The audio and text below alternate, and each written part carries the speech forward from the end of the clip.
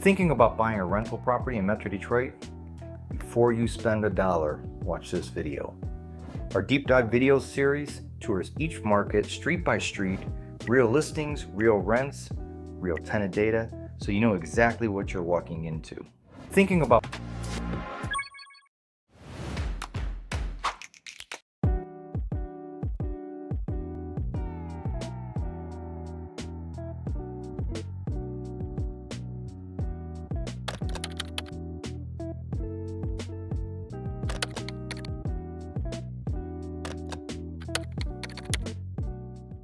Logical Property Management here. I'm Drew. We're doing another one of our deep dives. This time we're doing it on a suburban bedroom community called Westland, Michigan. It's in Wayne County, just west of Detroit. And while we still consider Ring City, it technically doesn't directly border the city of Detroit. So let's go over some quick real estate data. Average household income is about $62,000. Currently, the average listing price of homes on the market is just under $217,000 based on 115 current listings. Asking prices range from about $75,000 up to $590,000 roughly. Average rent is about $1,200 out of 240 current listings. The range goes from $715 up to $3,200. Rental vacancy as of the 2020 U.S. Census was a low 5.9%. So it's got really good rental demand as of 2020. Rental affordability is 23% of the average person's income is going to go towards rental costs. And typically you want to keep that around a third, 35%. So well-qualified tenants hopefully there. The average rent to price ratio obviously is going to be lower because of all these metrics here, but it's 0.56%. You gotta have to look really hard to get some deals in order to meet the 1% rule and actually cash flow. Currently, the cheapest home for sale right now in Westland is 32516 Newego. It's a 2-bed, 1-bath, 834 square foot single family ranch. No basement, no garage. Currently, they're asking $95,000. Estimated rent is right around $1,250. So your rent to price ratio is going to be about 1.3%.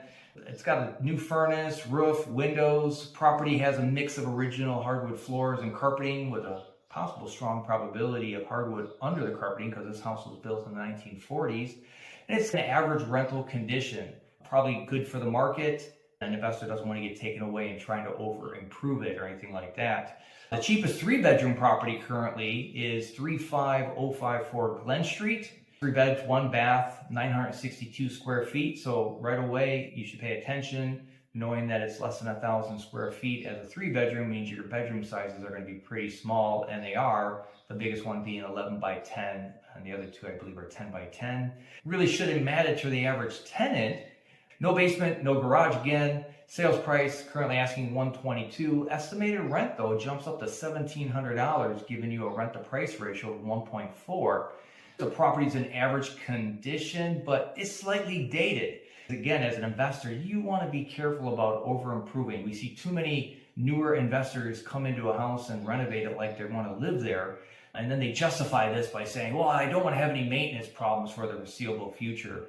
But really, it's a waste of CapEx funds, because really what you want to do is you want to try to squeeze every little bit of life out of an asset that doesn't directly impact the tenant's use of their home. So like a roof, you want to patch it as long as you can. You don't want to replace it, because as soon as you replace that roof, the life cycle starts all over again. So you want to maximize that life cycle. This property, by the way, comes with all appliances, and besides some light cosmetic touch-ups maybe, the only other upgrade we'd recommend is looking into the cost of central air, and are you going to get an ROI on it? Because I'm sure that $1,700 a month, they're expecting central air. So we want to do that cost comparison for you, make sure it makes sense. The next property we're looking at is 5180 South Middle Belt Road. It's a 1,026 square foot ranch. Has a basement and a garage. This is the cheapest home we could find in Westland that has both. Sales prices are asking $175. Rent is projected to be close to $2,300, which we think might be a little high. We'd be happy with getting $2,000 to $2,100, because that's definitely going to give you a rent to price ratio of 1.1 or so. It does have a tenant in it. That's another complication. Tenant's paying $1,430. He's been there since 2020, so about 6 years. Obviously, they're under market significantly. They're only paying about 65% of the current market rent. So how are you going to go about that? What we'd recommend is getting the rent ledger if there is one. But you'd want to find out what the original lease amount was and when, if there were any rent increases. Given the disparity, I'm going to guess there probably was not any in the last 6 years, maybe one little one. Then you're going to want to have a conversation. What we recommend is, again, having a conversation with the tenant saying, look, hey, market rent's here. You can verify it yourself. You're paying this. What do you think's a fair increase? And you may not get it all in one rent increase this year, so to speak. But over time, hopefully the tenants are going to be cooperative. 20-25% of the time we see a tenant that just says, no way, no how, I can't afford any increase whatsoever. We'll ask for a pay stub to say, hey, we'd like to document that. And sometimes they'll cooperate. Most of the times they won't. And so those unfortunate tenants are going to force you into giving them a take it or leave it offer. We would recommend getting within like maybe 10% of the market rent with that take it or leave it offer, because you don't want to force them out if you can hold on to them, because again, the property, they have no interior pictures online. Given that it's tenant occupied, the tenant probably is not cooperating or didn't want pictures of their personal stuff. Definitely probably going to need some refreshening. So probably a month or two of rent, you would have vacancy, refreshening, maybe even up to 3 months. You want to avoid that. So slightly lower rent with the trade-off of not having to do all that cost can be a good business decision.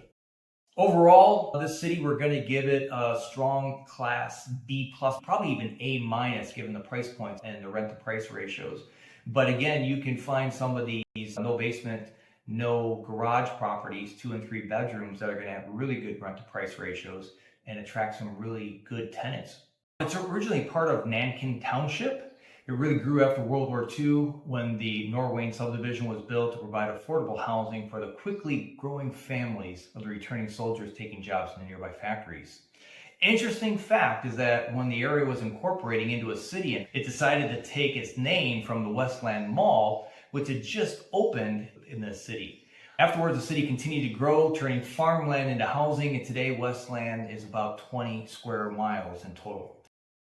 Throughout its development, Westland has been known for its extensive parks and green spaces. The city is known for Hines Park, which has 250 acres stretching along the Rouge River, and historic Nankin Mills. It was once a grist mill back in the 1800s and later was part of a Henry Ford factory. Fun facts, Westland has long called itself an all-American city. It's a nickname they feel they've earned through a mix of community pride, retail innovation, and suburban growth. The Westland Shopping Center that we mentioned before itself was one of the first malls in the United States and was once one of the largest malls in Michigan, shaping retail patterns for decades. Actually, there was 4 of them that the J.L. Hudson's company opened. There was Northland, Southland, Eastland, and Westland. Today, Westland is known for its vibrant blend of shops, restaurants, recreational opportunities. Residents take advantage of all the suburban comforts with some urban accessibility because it's not that far from the city of Detroit. And investors can value it because it's got a stable housing market and strong rental demand. If you happen to visit Westland, be sure to check out the city's oldest restaurant. It's called Bray's Hamburgers. Ever been to a White Castle? It's very similar to that. It's located on Ford Road. Opened by the brothers Gordon and Ray Bray in 1950 and still going strong. Known for their burgers, homemade potato chips, and shakes. So it's really just like a burger joint. You're not going to go in there and get pasta or anything else like that. If you did want pasta, you can also go check out the Italian-American DeLuca's restaurant on Warren Road. Family owned and operated since 1957. Both these restaurants, if you notice, were opened up even before the city was incorporated. This is what we do all day, every day. If you'd rather own a rental in Metro Detroit without managing the headaches yourself, that's exactly where we come in. Reach out and we'll handle it like it's one of our own. And if these deep dive videos are helping you invest smarter, subscribe, because we break down a new market regularly.